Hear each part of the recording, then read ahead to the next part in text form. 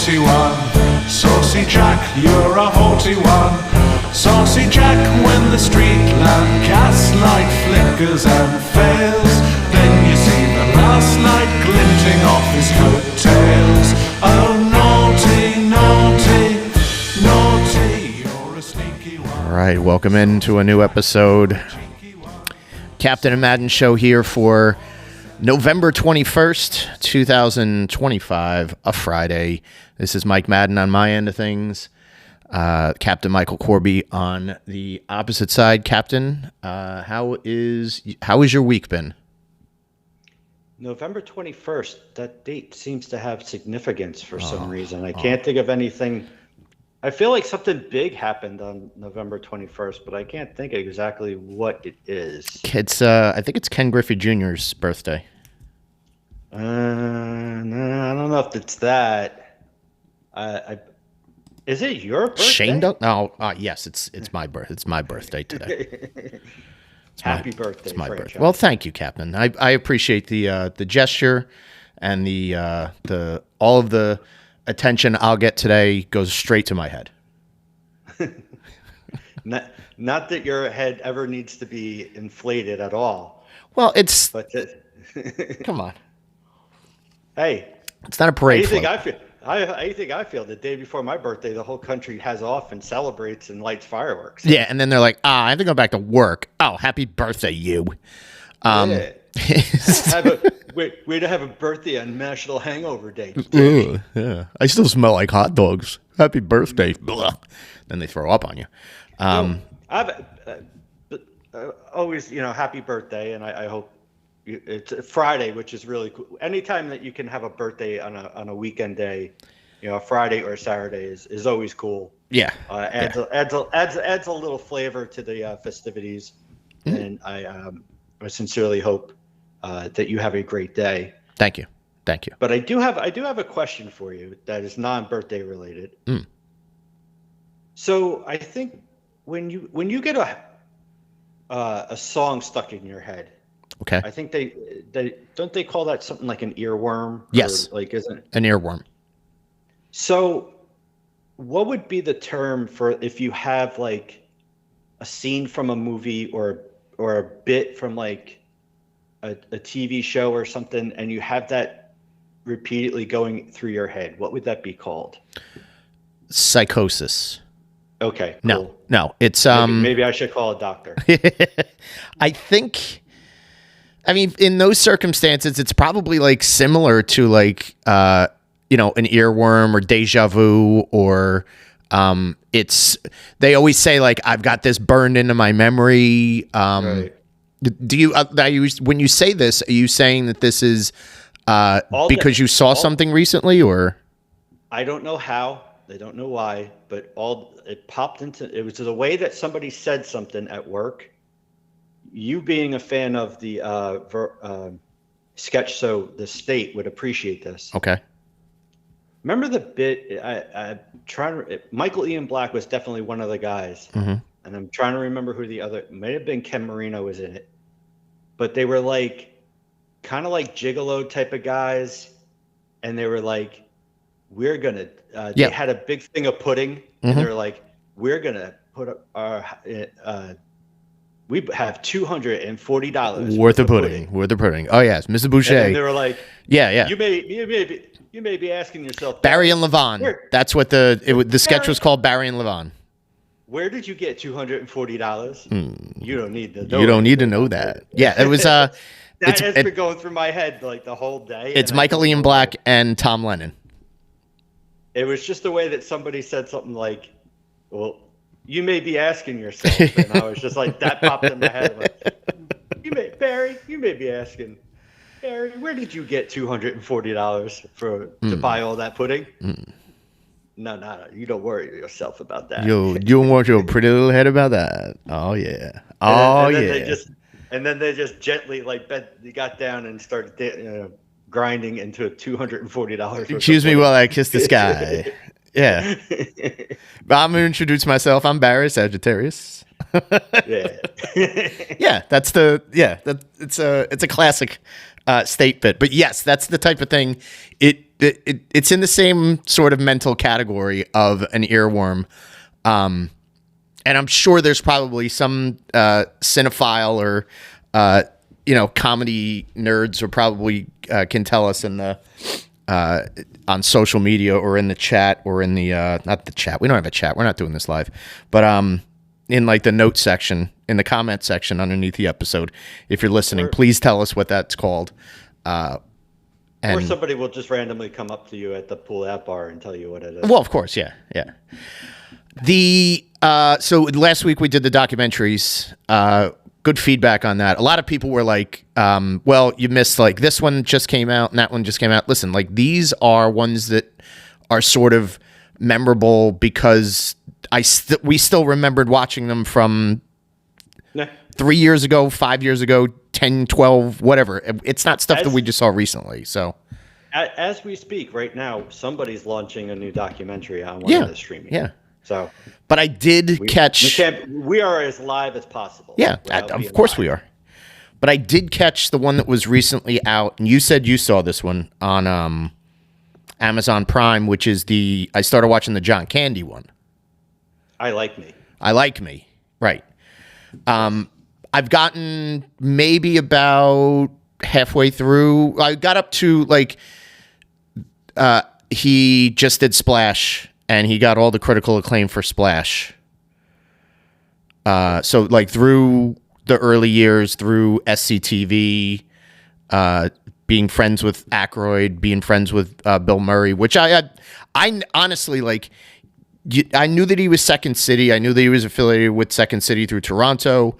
SCTV being a one of the most underrated comedy shows, sketch comedy shows of the late 70s, early 80s. But again, like you don't really realize how connected some of these people are because they had shared history as they were coming up in the scene. So like I'm watching the beginning. I'm like, it's kind of blowing my mind that he's that friendly with Bill Murray because they never worked at anything together. Right. To my knowledge. Well, they were in Stripes. That's true. Yeah. No, I forgot that's Stripes, obviously. But it was sort of a it was kind of this nice revelation where like these people, and of course nobody's really got a bad word to say about them. Why would they be on the documentary? But so far so good. Like it's plus it's John Candy. I mean, how do you really get? Yeah. Who has a grudge against that guy? No, you can't. Pretty hard.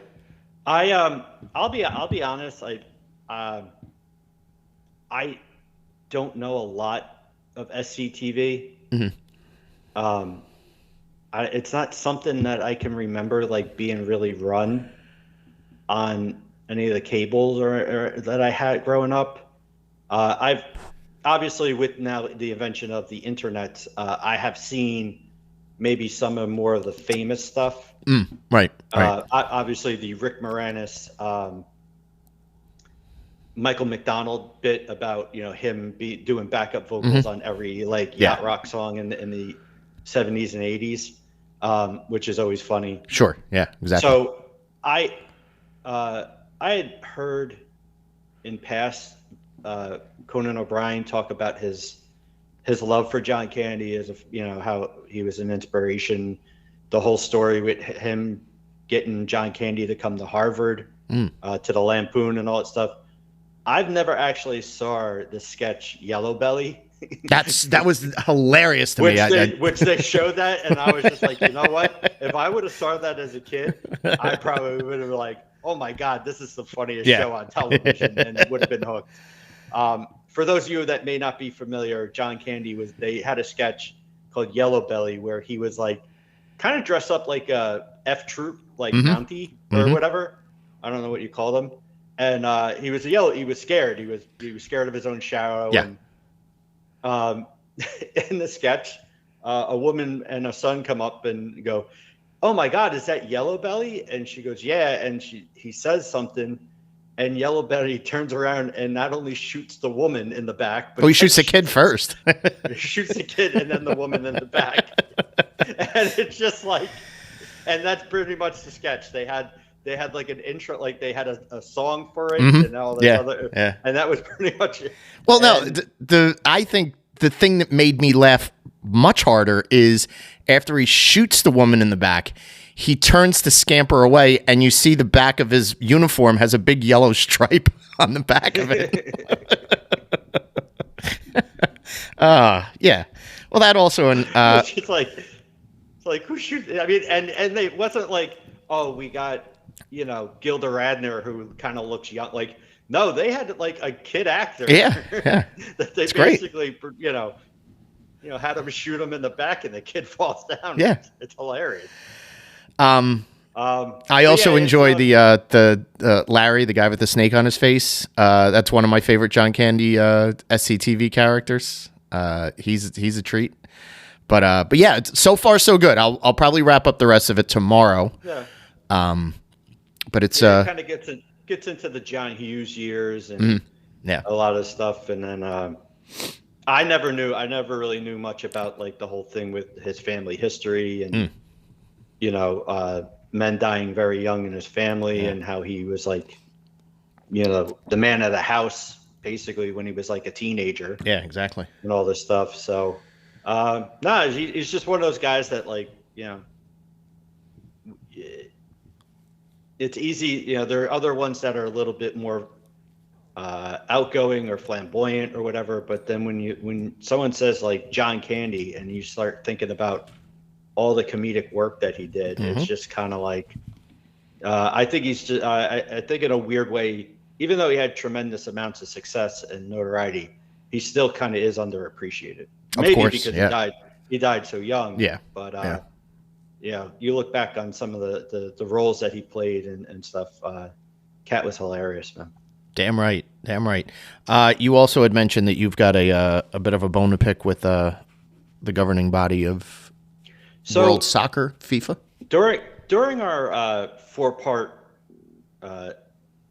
breakdown of the music industry, we had touched a little bit on the ticket industry of the music. Sure did. Yes. Gaujos. And I think sometimes, I know for that specific moment, we were, concert seems to be a big focus regarding, ticket fees and the prices of tickets and all that stuff. For many, I know soccer is, while worldwide it's the most popular sport in the world, obviously it doesn't really crack the top 4 here in the United States. Depending on the person, it could be 5th or 6th or whatever. I happen to be a big soccer fan and am very excited about the World Cup coming to the United States this upcoming year. So tickets for these games and everything are handled through FIFA.com, not through Ticketmaster, not through any other agency or whatever. They're handed by the governing body of soccer, FIFA. So they had this offer, I guess, so this past summer they had the World Cup, the World Club Cup. So not countries, but so they had a thing where you could do this program called Right to Buy. So you went in, I'm not going to say, because I don't want people to judge how much it would cost me to purchase the Right to Buy, but it would allow me to get 2 tickets for a game for the Club World Cup. And then it gave me the option of buying 2 tickets for the World Cup. I would still have to pay more money, whatever the for the ticket. Whatever the final came out to. Basically, I was kind of like paying for the security of that I will have the right to buy 2 tickets, and it gave you the options. Like obviously here, there's going to be games at MetLife. If I wanted to go for Philly or if I wanted to go to Boston, whatever it is. So you would think I'm paying money just to buy tickets that I still have to pay money for. So it's not like, oh, I bought these right to buy. All I have to do is go in and hit, all right, I want 2 tickets for this game and boom, I'm done. It's a seat license almost. Yeah, basically. So the first round of tickets, instead of going to the people who purchased for the right to buy, the first options of tickets went out for Visa card members. Oh, yeah. So You have a Visa. Right? I do. Not to go in your wallet or anything, but you had to apply, you had to sign up for it, and then basically you were given an email letting you know that you were chosen to then go in and buy tickets as a Visa card member. I did not get those. Okay. So I was like, well, that's okay, because I still have the right to buy option, and I should. So the right to buy started last week. They don't tell you that there's like 3 different phases of this. Oh. And the site keeps on crashing.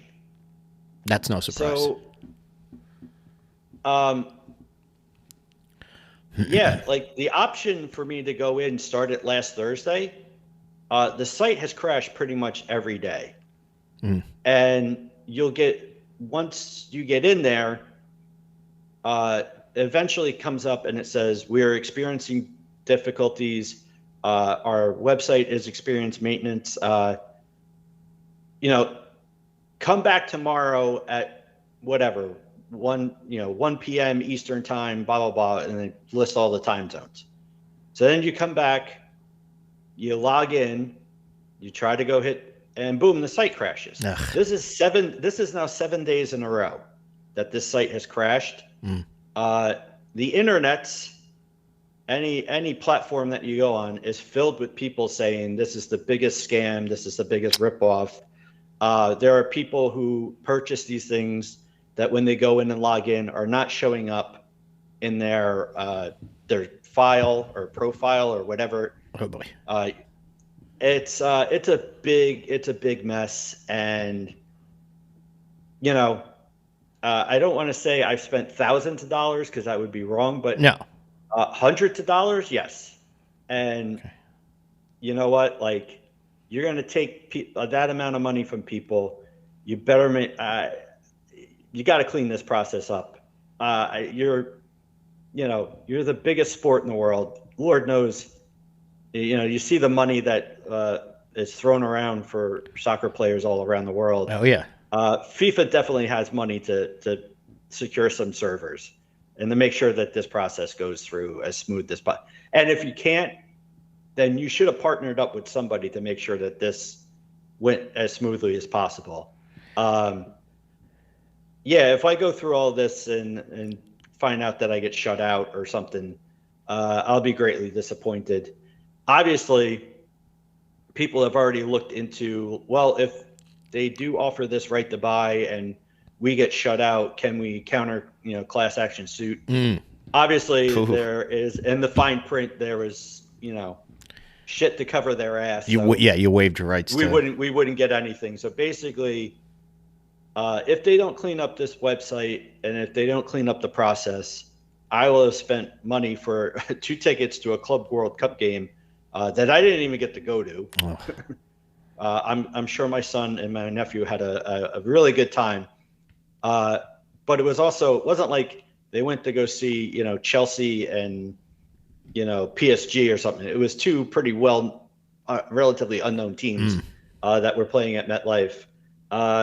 So needless to say, if I had spent this amount of money for 2 tickets for that game, which I could have spent about half of that and gotten tickets for myself, it's kind of a big shit show. And, I understand, like, the World Cup is, they'll be, it's not like if I sit there and say, well, screw you, I'm not going. Like, I know there's probably thousands of people that are going to take my place, but right.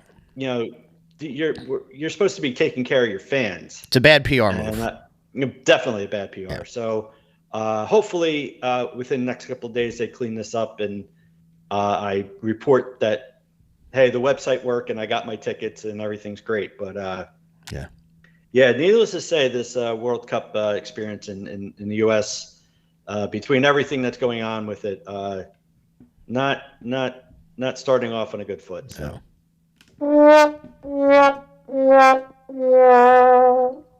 There you go. Thanks. That's That made me feel better. Come on. Let's no, that's a bummer of a situation, but let's pivot to a fun topic. The topic of the week. Listen. Yeah. Oh. Before we even start, here come the disclaimers. We're going to be talking about a lot of like serious, touchy, true crime topics. Not exclusive to, but including murder, abduction, rape, child molestation, dismemberment, cannibalism. Yep. So yeah, we're our topic is FIFA. No, our topic is. Hey now. We're and we're not. FIFA's basically guilty of anally raping their fans. And I'm gonna say it's fine that we say anal rape on this episode, but I also will say that that's not the last time we're gonna say it on this episode. But also, we're not glamorizing any of the men or women that we're talking about in this episode. We're basically, this is all out of parody. This is out of these are court reports and real situations.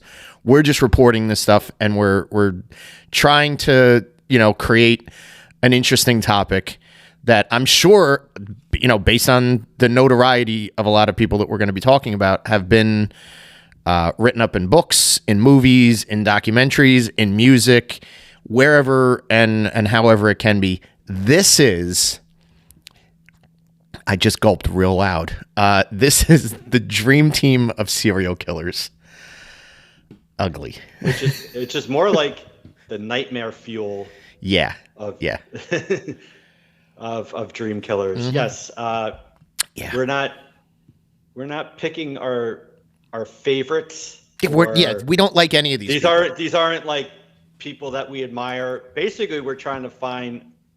Sadly, as many of you know, our dream team is a list of 12 people, based off the '92 Olympic Dream Team basketball. So yes, 7's on the bench, 5 are your starters.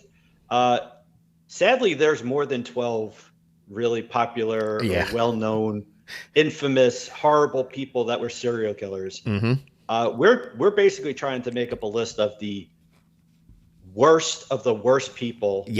That might have been on this planet.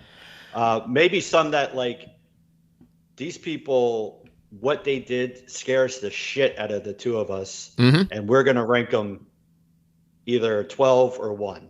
Right. By no means, this isn't like I write letters to this guy in Sing Sing prison. Exactly. Yeah. We're not romanticizing it. We're not saying that these people were justified in any of their murders. We're just going to and the base information is either from a documentary, a film, historical documents, or Wikipedia, one of the greatest sources. It's like an encyclopedia that you just shove onto the internet and anybody can update it. So without further ado, But that won't stop us from making some jokes and having a good time. Yes, we're here for the jokes. The round of applause is always. By any chance, right. do you have a sound effect of a woman screaming by any chance?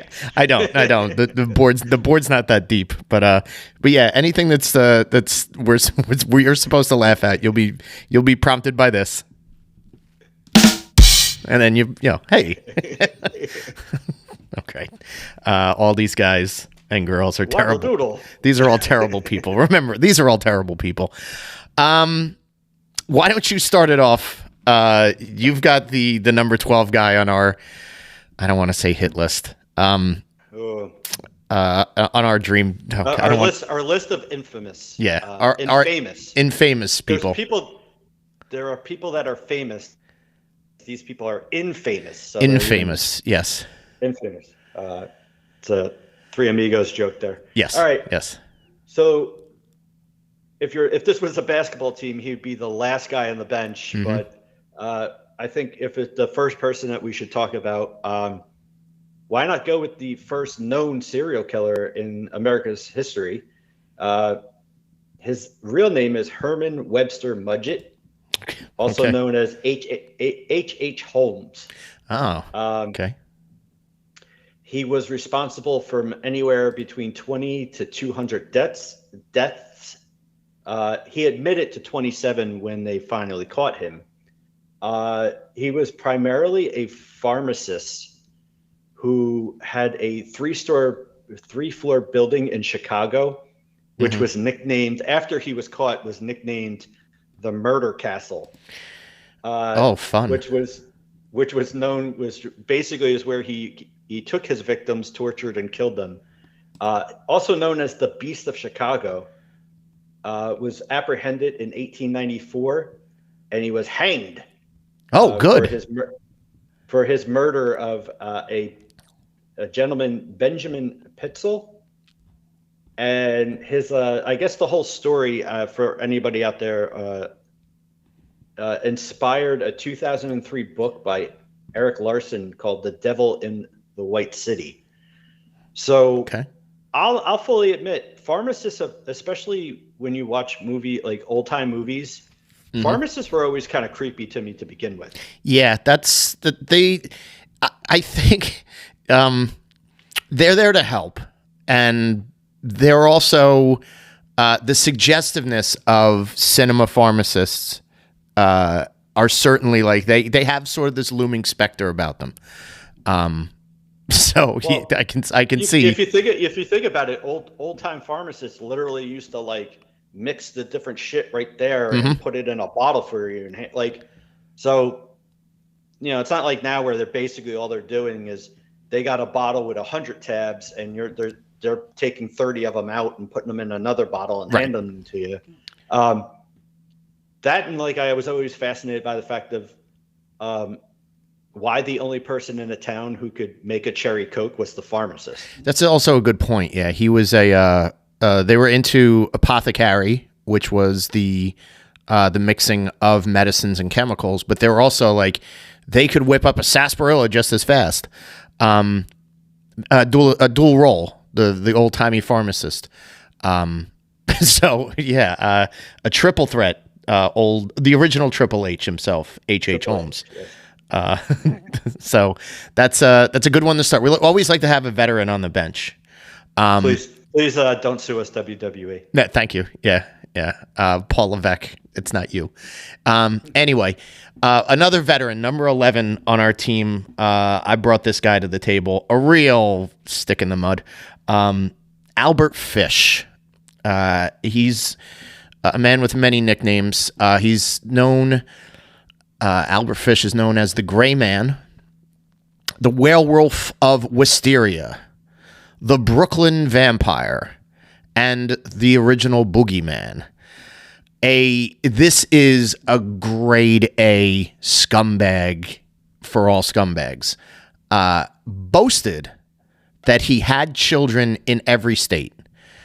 At one time, his murder victims were, I guess, estimated to be close to 100 people. I think he only went to trial for maybe 4.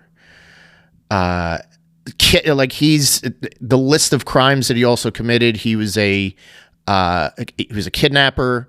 He was a child predator, a rapist, just a real grade A terrible person. There's literally just thoughtless and well thought out, calculated crimes that he committed, and he kept journals on everything, which is incredibly terrible.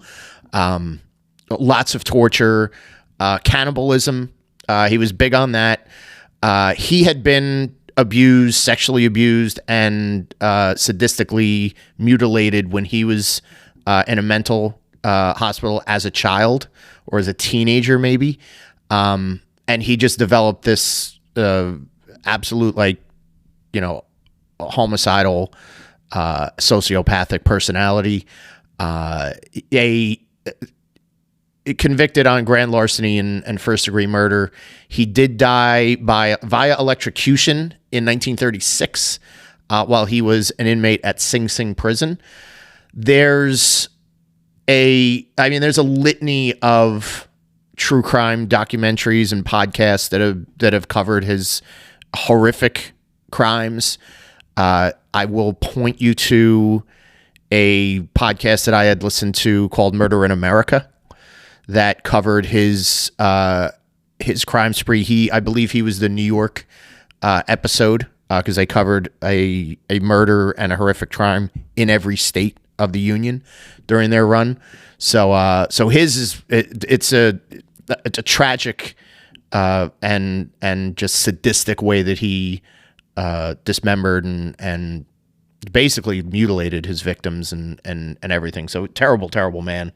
I hate talking about him, but he's got to be on the team because he's such an awful presence. So Albert Fish, the Brooklyn Vampire, number 11. Captain. Any chance was he raised by a woman named Chloe with webbed feet? No. No. Who ritualistically shaved his testicles? Yeah. Well. Unfortunately, he wasn't very well raised by anybody. So that's the way that that's how they handled troubled children in those days. They sent them to mental hospitals and boys' homes and made them more basically like more sinister than they ever thought they'd be. So let's clear the palate with him and let's move on to number 10 on this ghastly list. So this one's kind of in a weird way horrifying story. Number 11 is Rodney Alcala, better known as the dating game murderer. Oh. Basically, this guy was a serial killer who he was convicted of 9 murders, but they estimate that he could have been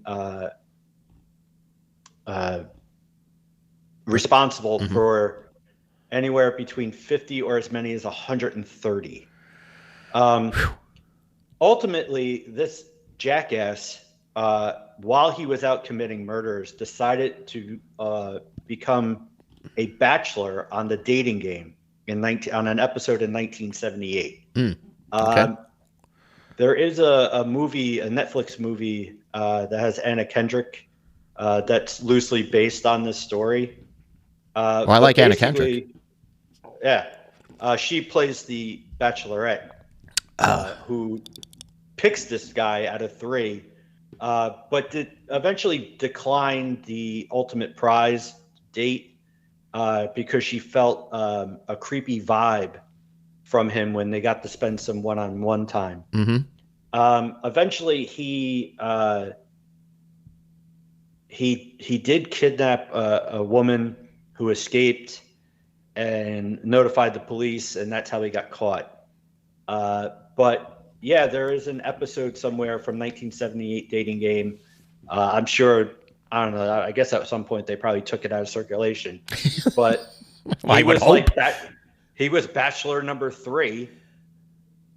And how bad did the other 2 guys have to be that out of 3 people the murderer got picked? The serial killer had a better personality than bachelor number 1 and bachelor number 2. I can only imagine what those 2 fuckheads were like. What answers were they given? Bachelor number 3. Let's say we go on a date. How hard am I going to get murdered by you? Yeah. The good news is he eventually he was sentenced to death in March of 2010. Can you fucking believe that? From 78 to March of 2. Oh boy. Yeah. Judicial system. But he died in prison at the age of 77 in the year 2021 while waiting execute. So he was convicted in 2010. 11 years later, he was still waiting to be sentenced to death, and basically just was like, his body just said, I can't fucking wait around for this anymore, and just said, I'm done, and he died. Over under on how many last meals do you think he ordered? Yeah. That is it. You're not allowed anymore. Get out of my kitchen. I like to think that there's like a fancy French chef in this prison. Go back to your cell. Right? I am not making you any more stew. You asked for such difficult dishes. Just have the mozzarella sticks. Oh, fuck it. He's very charming, though. I can see why that woman picked him at the dating game. Hey, wait a second. Was that Bachelor number 3 from the dating game? I love that game. Jim Lang is great. I don't know what that accent was, but just think of like, all right, you had the dating game, Love Connection, all these like these stupid like get married on television show, like The Bachelor. Like, I hope after this episode of the dating game that the vetting process got a lot better. I would hope. Yeah, I would hope, because that they do some sort of background check or something. God, I wouldn't want the Golden Bachelorette to, I finally found the man of my dreams at 65 and he kills me. Hey, wait a second. Don't take my last breath. Again, we're not... You're supposed to take my breath away, but not like that. Not like that. No, we're not making light of the murders. We're making light of the situations. That's an interesting story. I like that he snuck in on the team. I don't like it. I don't like any of this. He's a sneaky guy, so he's a good defender to come off the bench. All right, so... You need a steal? He's going to get you one. Okay, all right. Well, anyway, go out there and kill the clock. Not that way. I said cock. I said clock, not cook. Anyway, let's move on to number 9. Another romantic situation. This is a woman by the name of Jane Toppin, a.k.a. Jolly Jane, who was a nurse. And she confessed to 31 killings between 1895 and 1901, although, just like everybody else, is suspected of killing more than 100 people. They were all carried out during her capacity as a nurse, targeting patients and their families.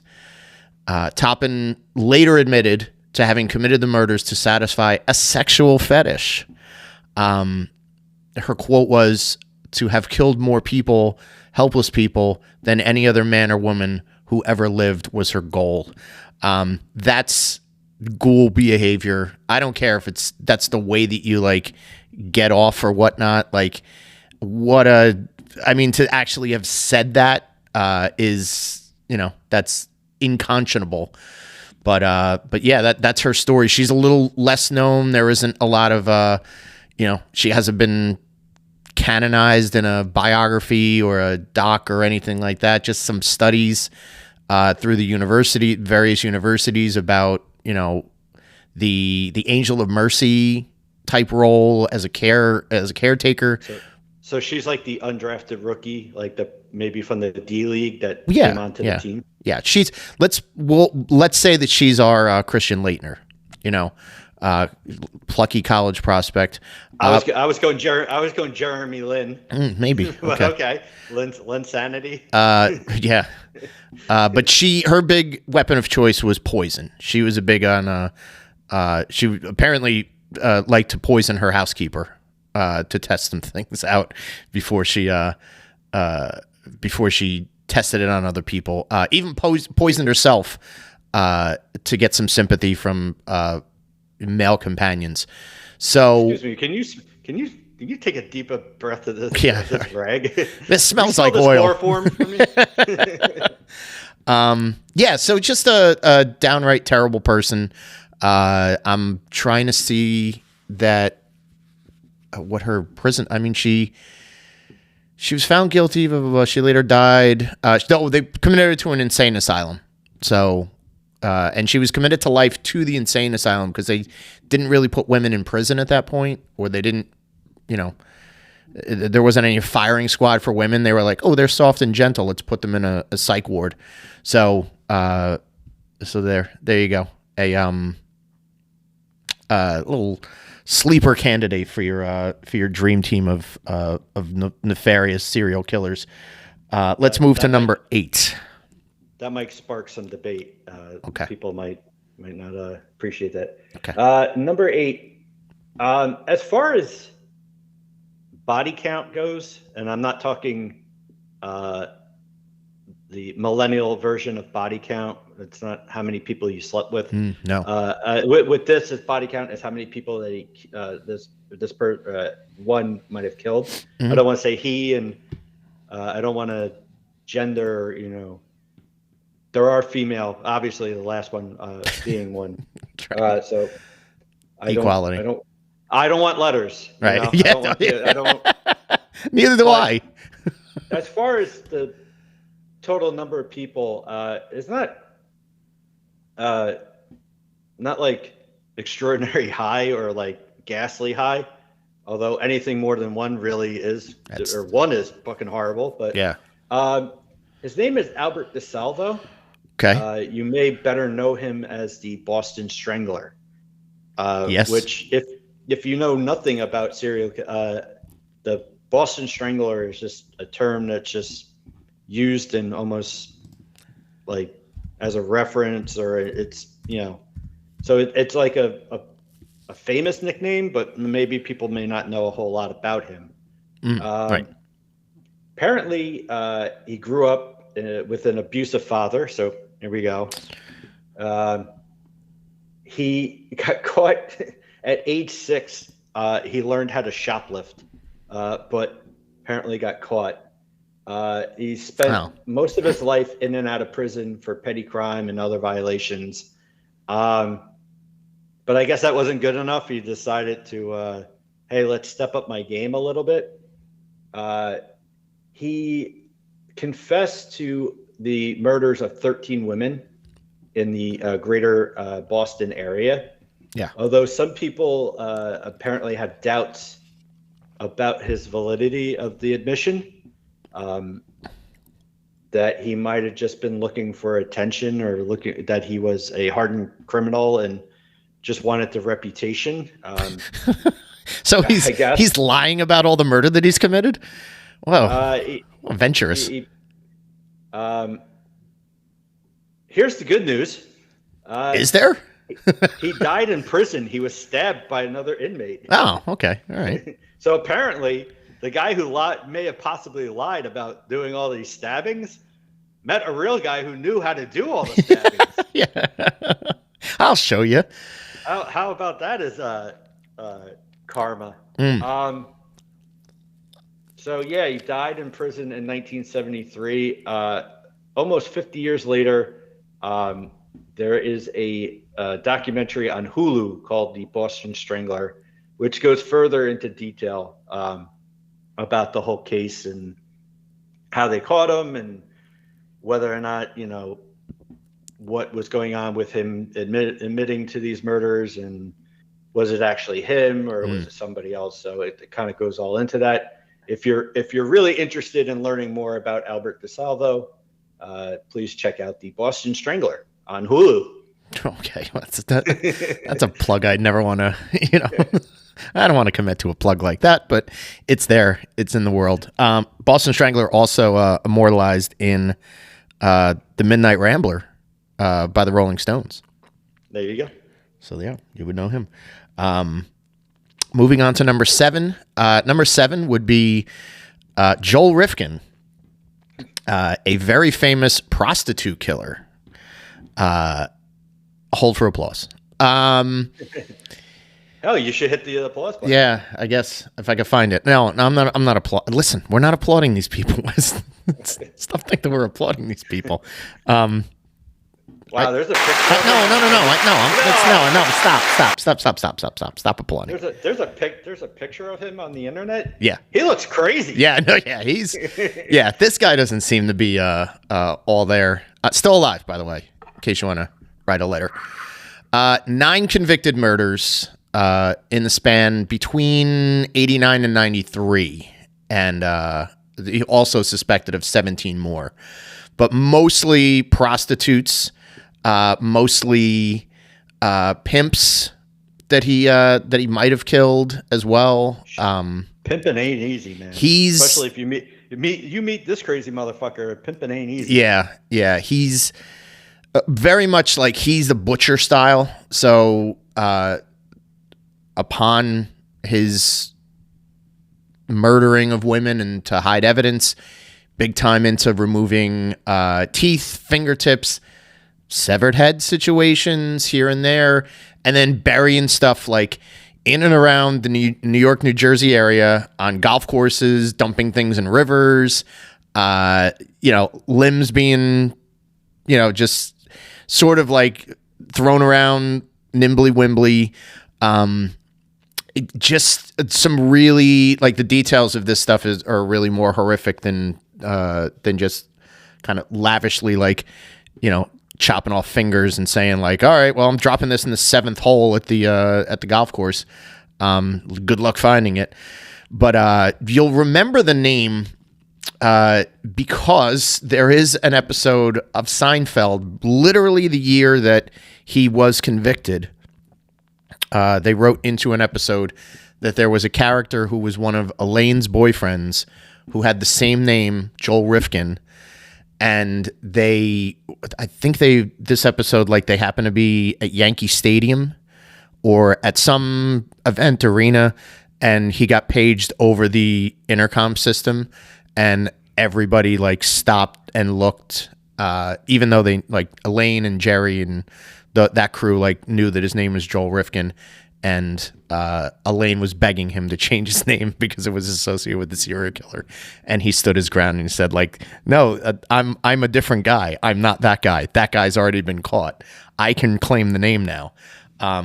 Somebody already made jokes about it out there in the world. Thank you, Larry David, for taking the heat off. But yeah, just again, it sounds like a broken record, but a terrible person. Let the prostos live. That's one of my mottos. So yeah, I mean, if you look him up online, you see, like, and especially if you're from, like, the New York, New Jersey area, you're like, oh, I know a lot of these places.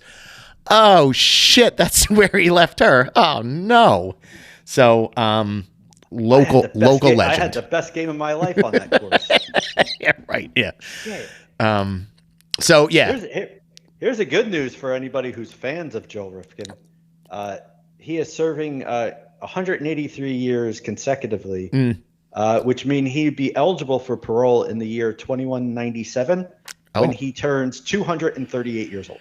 Well, didn't scientifically, circle that date on your calendars, kids. But scientifically, we're getting older year after year because of the diets that we're on and the medicine we're taking and the advancements in medication. Somebody might have that calendar available to circle. Don't circle that. I'm thinking the raping might take a couple of years. So whatever he's doing nutritional wise, I think the raping might be revert. Like, takes the wind out of a guy, I guess. Yeah. 2 steps up, 3 steps back type of thing. So. All right, that's some imagery for you. All right, Joel Rifkin, number 7 on our list. Let's move to number 6. The last bench guy here. Tell us about him. So, sorry, I'm just. I think Mike had kind of said in the beginning about this being like a kind of like a semi-serious topic that we are gonna. I did not want to. I have notes, but I didn't want to write them down, so I am just scrolling to find this man on my internet. Yeah. I can scrub him from. So at number 6, last man on the bench. The name Richard Ramirez might not mean a lot to anybody. Hell, you might work with a Richard Ramirez, but I doubt it's this Richard Ramirez. No. Because he is more commonly referred to as the Night Stalker. The Night Stalker. Okay. Which sounds like somebody that was in a Death Wish movie. Like Charles Bronson was probably trying to find the Night Stalker. It seems like a very generic nickname, but hey. Okay. No, it's got a toughness to it. The Night Stalker. It was a crime spree throughout the California area. Murders of at least 14 people from 1984 to 1985. He committed at least 30 violent crimes, including rape and torture. Mm-hmm. Richard, known for neglecting his personal hygiene, had 9 decayed teeth and was missing several others. A distinctive feature that made him very easily identified by any victims who might have gotten away. He was convicted of 43 charges in 1999 and later sentenced to death. Hey, big deal. Death always comes with the territory. I'll see you in Disneyland was his memorable sign-off as he was leaving the courtroom. Yes, and then the vapor of his stench probably followed him behind because he shit his pants. As he said that, another tooth went flying out of his mouth. Right. And they were like, go see the prison dentist. He was like, suck my dick. Toothy. Wait 14 minutes. I'll suck yours. The great news is Ramirez died on death row in June of 2013 from complications of B-cell lymphoma. Oh, so hopefully it was a very bad case of B-cell lymphoma, and he suffered horribly. You would hope. His last fucking breath. You would hope. Which probably really stunk. His last breath probably really stunk. That one was like... Because I don't think they have proper hygiene dental care in prison. But who knows? They do. They actually do. Like there's people that are prison dentists. He didn't take care of it when he was on he's the not outside. signing up for that. No. That was probably like his thing. Like, I'll just have even worse teeth, and no one will go near me. Nobody's going to want to mouth rape this guy. No, exactly not. Needless does he know. No. They will rape a dead body in prison. They don't give a shit. Ugh. So yeah, horrible man who did horrible things and hopefully suffered a horrible, painful death on his way to hell to burn forever. That's right. Yes. So that's our bench. That clears our bench. Let's get to our starting five. Yes. I don't have. I don't have. Do I have a sound effect for them? No. Actually, maybe this is the sound effect, or you don't have the Alan Parsons Project. I don't know. That's our breaking news. Yeah. Okay. All right. Yada. Here they come. All right. Number 5 on our list is a mythological being, never identified. This man is Jack the Ripper. Saucy Jack. Began committing his crimes in 1888, according to records. Active and creating havoc in the more impoverished district of Whitechapel, London. But seriously, basically took the London news by storm as he was, making his way through, the back shadows and different, rumors and whispers and reports, as these crimes were committed. It's an unknown amount, but there were apparently in canon and in lore, there's about 5 actual murders that were committed and that were allegedly known to be committed by the mythological Jack the Ripper. Police investigations went in circles, and again, imagine at that time, there's not a lot of, you don't have a computer to store a lot of the information. We certainly aren't doing, DNA swaps on people. There's not a registry of fingerprints or any sort of details like this. This could be a person that lurks in the shadows. That's basically the embodiment of the boogeyman, or the darkness killer, or whatever it may be. So, scared the crap out of the people of London, and there was lists of suspects. There was letters that were left. There was sort of this psychological game that all kind of trapped itself around. They investigated murders that started in 1888 all the way to 1891. So there was a constant presence that there was sort of a connection between the murders and they had to be committed by the same person. So it's very, again, like the legacy of this is very fascinating to just sort of, hear about and then read fictional accounts or, some sort of a registry history from the police investigations or from the news coverage in London in the low-level newspapers at that time that were writing about the mayhem that was being caused. But definitely he's the embodiment of the boogeyman. He's they say the nemesis of neglect is Jack the Ripper. So he's the man in the shadows. So he certainly for the notoriety, he certainly gets himself onto this fictional dream team. So it's Nightmare Team. So let's move to the next scumbag on our list. I almost said gentleman. Who's next? So on any team, you kind of need somebody that's a little bit off. Even on this team. This team's got a lot of people that are off, Cap. But I would think even all the people on this one would be like, man, this guy's a little fucked up. Mm-hmm. You think about, your Dennis Rodmans on the Bulls dynasty. Oh, come on. Esa Tikkanen on the '94 Rangers team. You have to. Ron Artest, just everyday life. This is all right. Okay. This gentleman, David Berkowitz, probably better known as the Son of Sam murderer. Mm-hmm. This one is one that kind of hits close to home, I guess, since it was, the murders took place in New York City in between 76 and 77. Mm-hmm.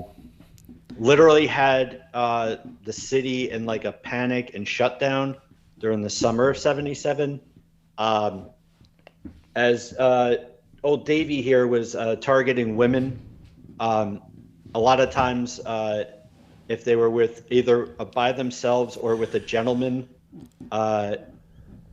late at night, I believe he targeted blondes. So there were women who had blonde hair that were wearing wigs as to not, to try to help their chances. People were not going to clubs or bars or discos, as they were called. And literally it was like hurting business because, women weren't going out. And then when the men got to all these places and realized it was a sausage factory, they weren't staying very long.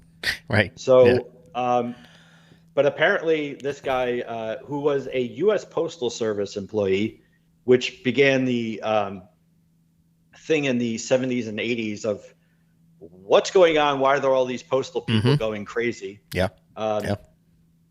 Is it the extra numbers in the zip code? I don't know. Apparently he was told by his neighbor's Labrador retriever named Harvey to go out and commit these murders. Well, and he wrote letters saying, "I am the Son of Sam." Yeah. Blah blah blah. So that's how he got the nickname. But this apparently later on that he admitted that, I guess he made up the whole that the dog was telling him to do all this stuff, which even adds on to more of his like this guy's batshit crazy. Like that was his. The dog's telling. Oh, okay. Well, then we'll prosecute the dog. Like the fuck are you like? Well, this is the thing. I like the original. The insanity plea was that it's not that the dog was telling him. Satan was speaking through the dog to him. I think the dog was telling him. Well, yeah. I mean, woof woof.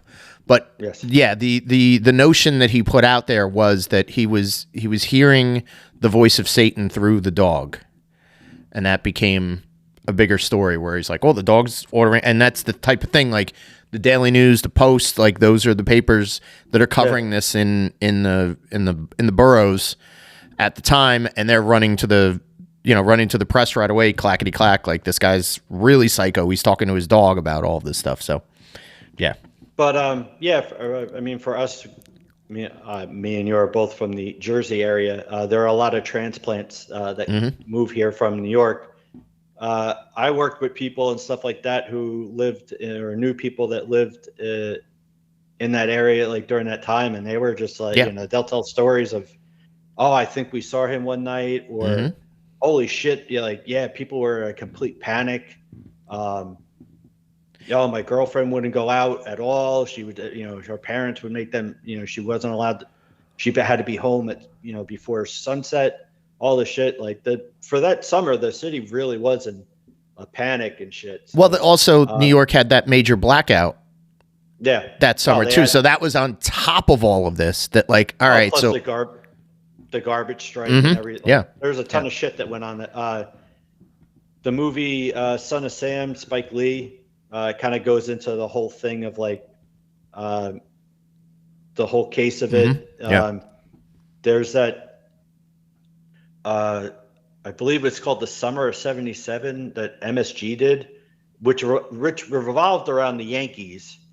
But it coincided with all of this. All the other stuff that was happening in the city in '77. Bronx is Burning was a I think movie about that. Yeah. Bronx is Burning. Apparently, when the press went on strike, that was what helped the Yankees.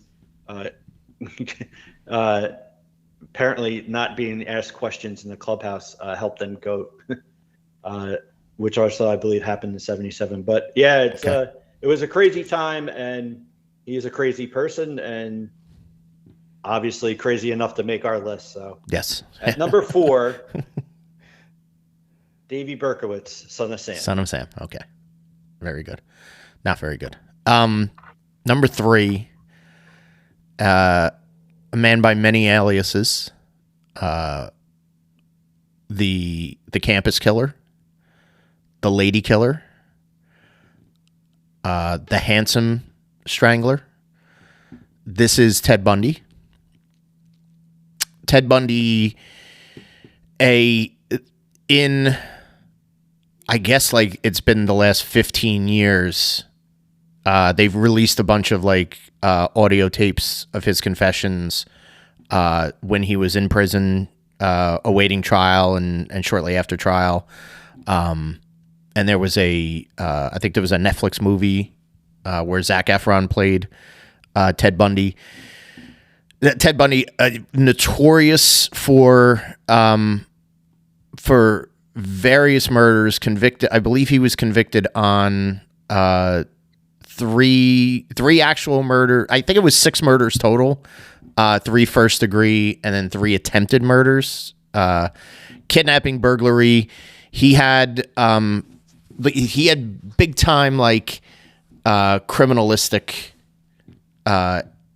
tendencies. So another psychopath, another person that because it sort of fits the narrative of they'll never think it's me because look at me, look how handsome I am. I can go anywhere. I can do anything that I want. He was infiltrating college campuses more times than not. That was the case. You had somebody who was, figuring out ways to get onto college campuses, to make friends with and to date women. Pick up hitchhikers on the side of the road. He would romance them. All of this, of course, led to kidnapping, assaults, sexual assaults, eventually murders. And again, you're looking at an era where you don't have any DNA screening, so they're not looking at fiber samples of women's hair on their fingernails or in clothing or anything like this. So all of these are sort of these mysteries. And as these girls are getting found, or they're going to the authorities and saying well, I was hitchhiking and this man came and he picked me up and he tried to assault me, he tried to kill me, he physically abused me, he ripped off my clothes, so on and so forth. And the cops are basically well, what proof do you have? Do Did he tell you his name? And then they say the name and you can't track the guy down. So there was these strings of like open investigations and open cases that sort of kept piling up. But I guess the pattern ended up being that he was doing all of this like mostly around the I guess it started in the western part of the country. Maybe it didn't. Maybe it was East Coast, but he was coast to coast and he was hitting college campuses. So it really it started to become a what they would call a serial killer situation. And he would have a pattern, and he would have these. Everybody had sort of the same story. Hey, we thought he was another student, or he told us he was a first year professor, and he's sort of like getting into their into their lives that way. And he would stay with certain women for a certain period of time, and everything seemed like they were in a relationship and everything was consensual, and then it would turn violent, and he would figure out a way to slip away, and eventually things led to his first set of arrests. I believe he escaped prison at one point as well. So this is, he's really like, and this is why they're like, he's a good topic for a documentary or a feature film, because there's a lot of the, we're not trying to romanticize, we've already said it, but like, Hollywood can certainly bite on a story like this as long as you're telling the true tales of what happened to the victims. And you're at least honoring the victims by showing that this guy got caught. He went to prison, died of electrocution on death row, but did leave the confession tapes, and certainly had a legacy and an infamy that sat behind him.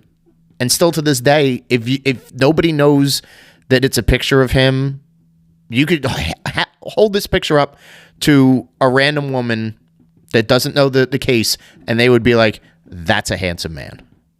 And that's how he started to get away with this stuff. So Ted Bundy, number 3. No relation to Al Bundy or any of the Bundys of no of Illinois. Not at all. No Peg or Bud or Kelly Bundy. Please, no no. relation. No. So I would say besides our number 1, this our number 2 guy, if you want to talk about nightmare fuel, yeah. This probably would be your. I would say this is probably the man who would frighten the shit out of you the most. Number 2, we have John Wayne Gacy. Boo. You want to hit this? Do we have a boo? No, I don't have a boo. I should have a boo button, but I don't have a boo button. It's just my voice. He was known for entertaining children at parades and hospitals as Pogo or Patches the Clown. So there, even if he never did anything wrong, strike one. I can instantly think of like 12 people that would not like this guy just for the fact that he dressed up as a clown and was trying to entertain children.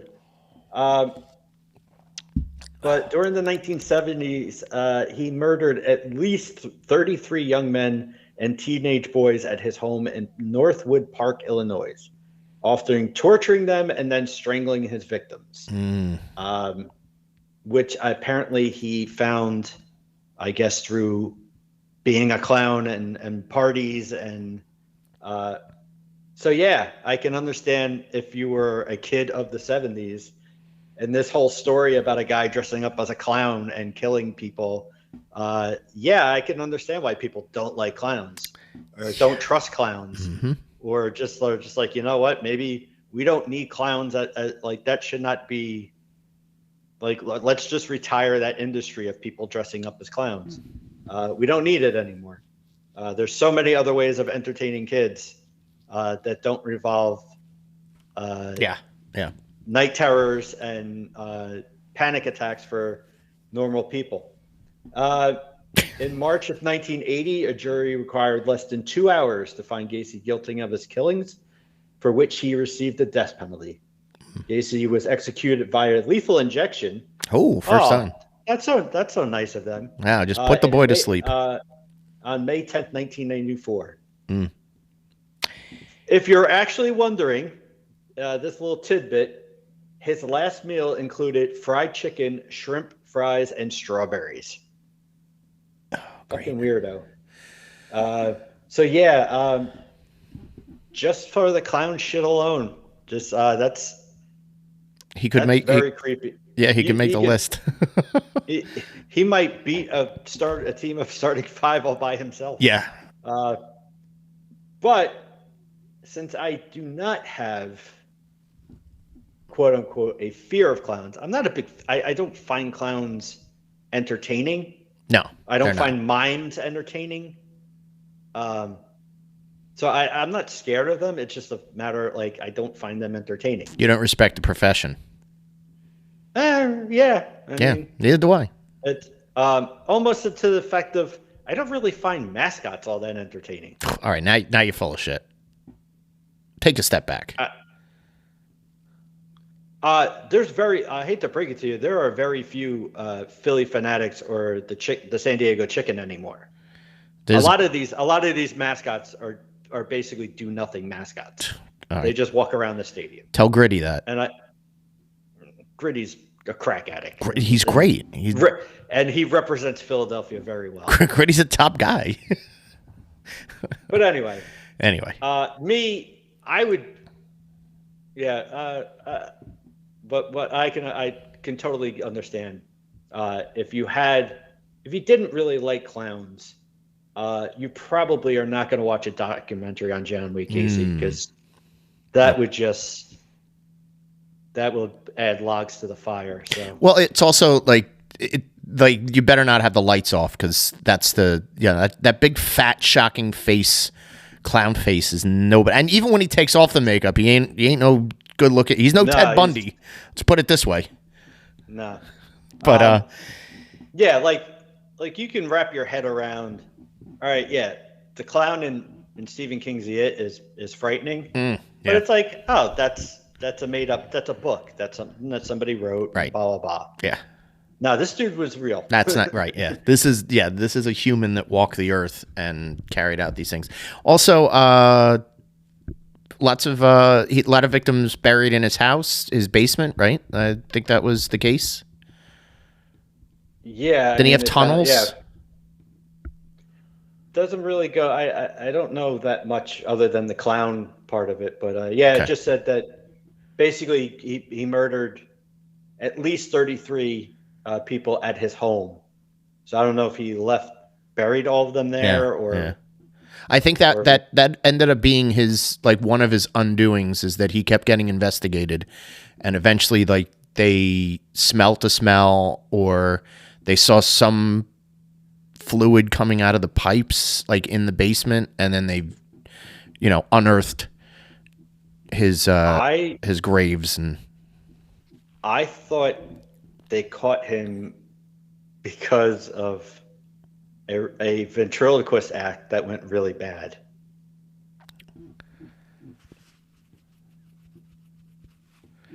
I don't know if I like that at all. That's you're making it worse. You're making it worse. All right. Let's.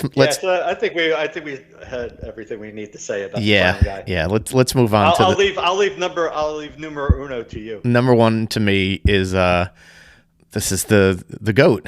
God, if anybody's still listening at this point and hasn't turned this off, please just understand we got to push through. Number one on our team. Is he the throat goat? Number one on your scorecard. Jeffrey Dahmer, Jeffrey Lionel Dahmer, aka the Milwaukee Cannibal or the Milwaukee Monster. 16 murders on the books for Jeff, I believe. Oh no, I'm sorry, 17 between 78 and 91. Don't chip him. I know. Yeah, I don't want his statisticians coming back at me. The Dahmers, but yeah, men and boys between 78 and 91. everybody knows and especially because they did the Netflix series on him. You've got cannibalism, you've got sexual assault, you've got necrophilia.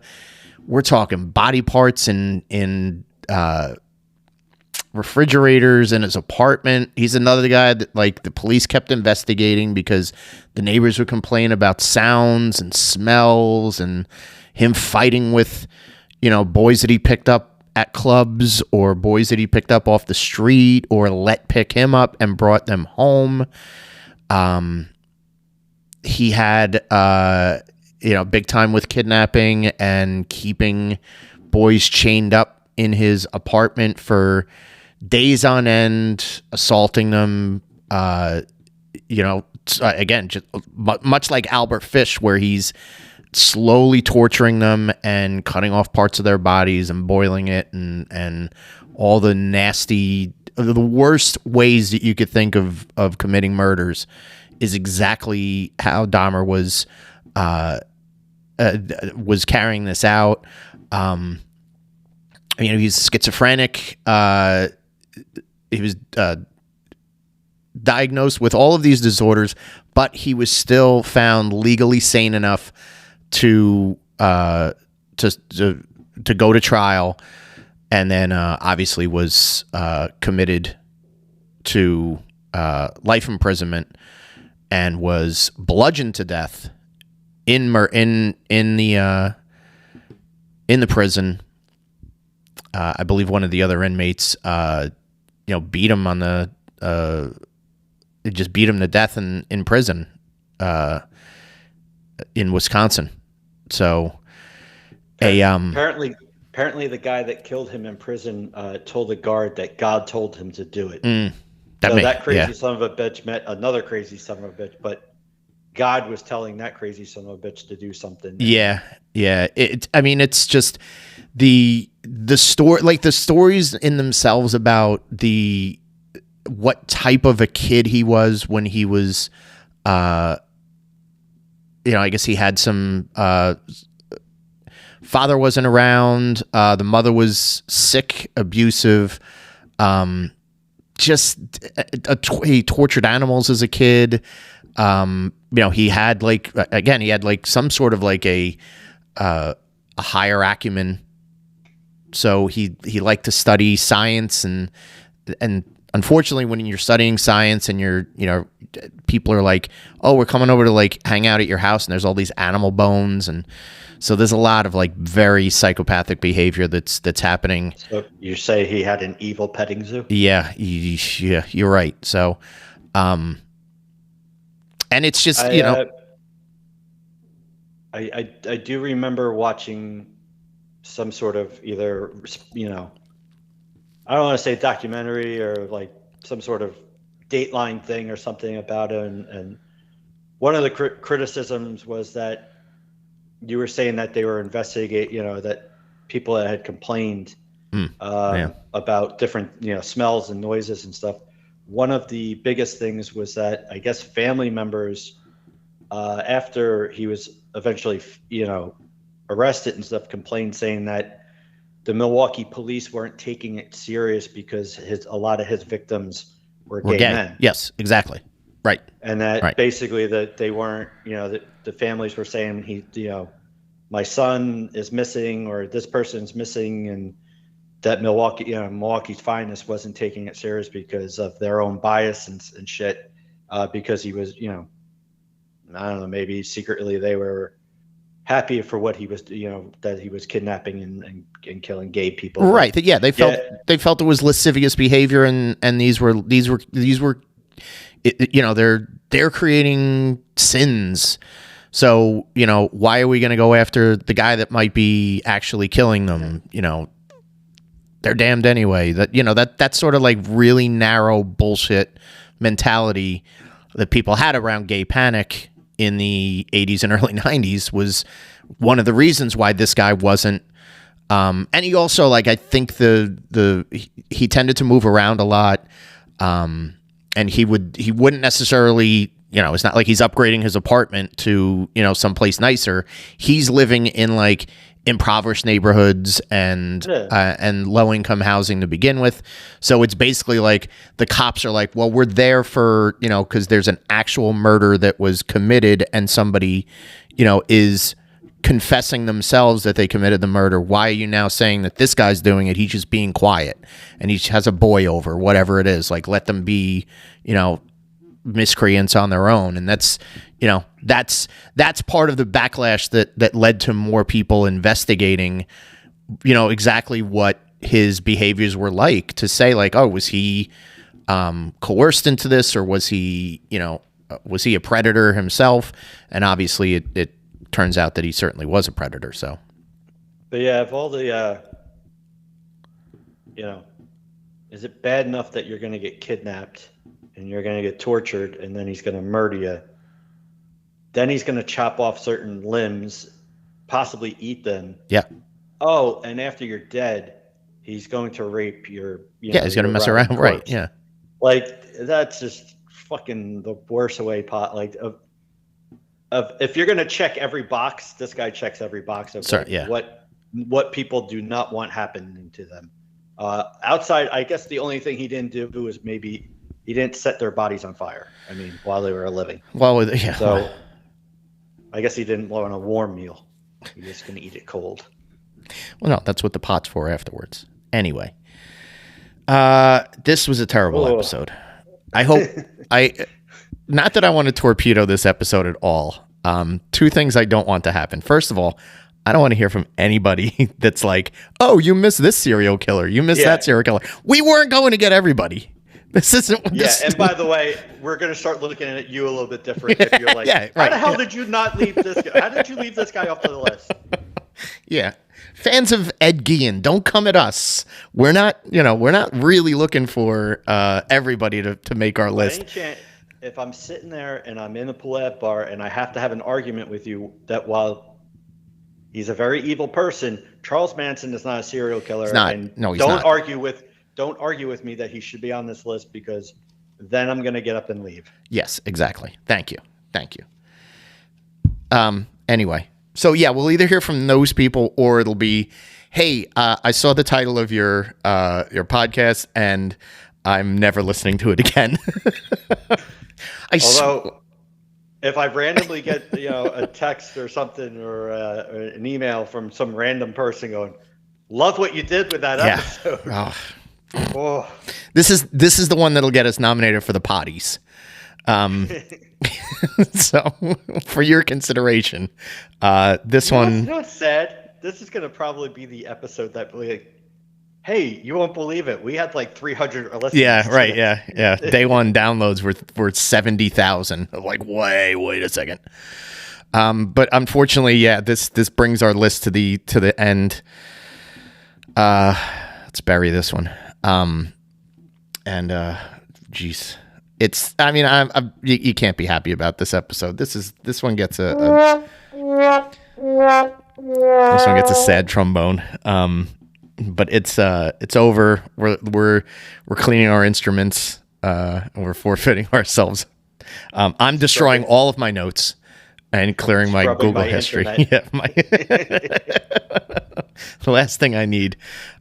If the cops come and bust in the door for any other reason, it's like, no. I do a podcast. It's up on my birthday. Then I'm immediately going to prison. Oh no, we're gonna get sued. So, anyway, two takeaways from this episode is anything that we talked about on here is obviously we understand the brevity of it. We sympathize with the victims' families and everything. We're not we may be laughing and chuckling at this stuff, but it's more for the absurdity of everything. We're certainly not trying to make light of any of these situations. And number two, don't kill anyone. So we're off next week because we'll be awaiting trial, and it's Thanksgiving weekend. So we figure we'll give you guys an extra week to digest this episode and to clear your brains. Much like Jeffrey Dahmer digested a lot of his victims. All right, it's not something we want to talk about ever again. This was your idea, by the way. This was not my idea. My 3 takeaways are... I wanted to do an episode on Muppets. No, you didn't. I'm not even going to say what you wanted to do with the Stream Team list. Mm-hmm. My 3 takeaways, yes.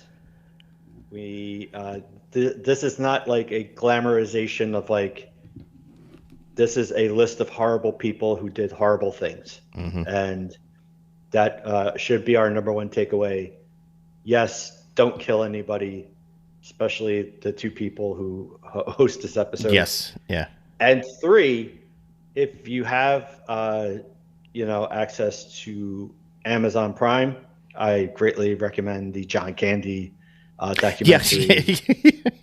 Yeah. I Like Me. Very good. If you need to cleanse this away from you, Mm-hmm. watch like that John hour Candy. and a half of people talking about how great John Candy is. Yes. All right. Well, that's it. Boy. That's it, Captain. I will take a long shower and get this out of my system. And we will be back in a week from Thursday.